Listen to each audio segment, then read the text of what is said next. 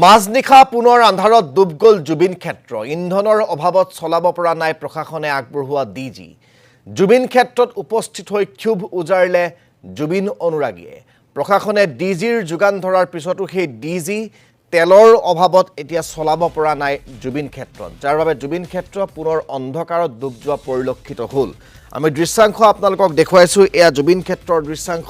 নিখা জুবিন ক্ষেত্ৰত এইদৰে মোবাইলৰ ফ্লেশ জ্বলাই জুবিন অনুৰাগীয়ে জুবিন গাৰ্গক বিচাৰিব লগা হ'ল জুবিন গাৰ্গৰ স্মৃতি বিচাৰিব লগা হ'ল এয়া আমি দেখুৱাইছো জুবিন ক্ষেত্ৰ এইদৰে অন্ধকাৰত ডুব গ'ল কালি নিখাৰ ভাগত প্ৰশাসনে ডিজিৰ ব্যৱস্থা কৰিছে কিন্তু ডিজিত ভৰাবলৈ তেল নোহোৱাৰ বাবেই ডিজি চলাব পৰা নগ'ল যাৰ ফলত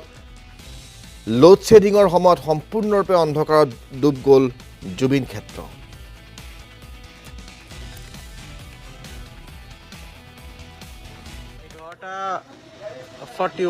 11:41 আছো এয়া লাইন গৈছে তেওঁলোকে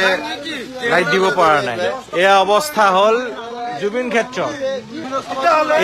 এয়া হ'ল জুবিন ক্ষেত্ৰৰ অৱস্থা জুবিন ক্ষেত্ৰৰ বাবে জুবিনৰ বাবে তেল নাই এয়া আমি য'ত আহি পাইছো ইয়াতকেও লাজৰ বিষয় আমাৰ বাবে একো হ'ব নোৱাৰে আচলতে সেয়াই যে জুবিন ক্ষেত্ৰত জুবিন গাৰ্গৰ মৃত্যুৰ পিছত গোটেই ৰাজনৈতিক ক্ষেত্ৰখনত এটা হয়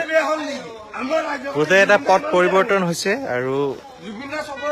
এই অৱস্থা যে ভূপেন হাজৰিকাৰ পিছত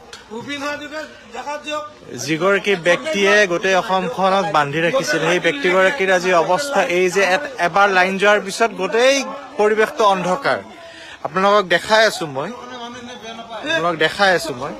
এই অৱস্থা গোটেই আন্ধাৰ আপোনালোকে একো দেখা নাপাব